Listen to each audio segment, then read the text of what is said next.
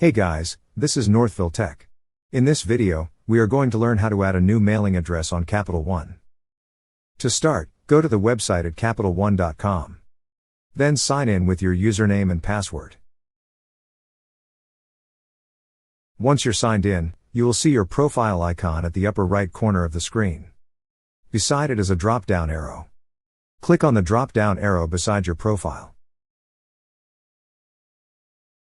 On the drop-down list, you will see an option that says Profile. Click on Profile.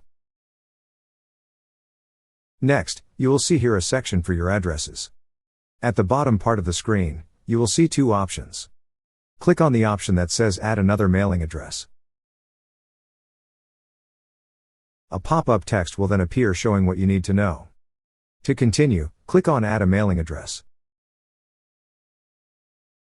On the fields provided, enter all the necessary information such as the street address, city, state, and zip code of your new mailing address. Once all the necessary information are entered, click on Save.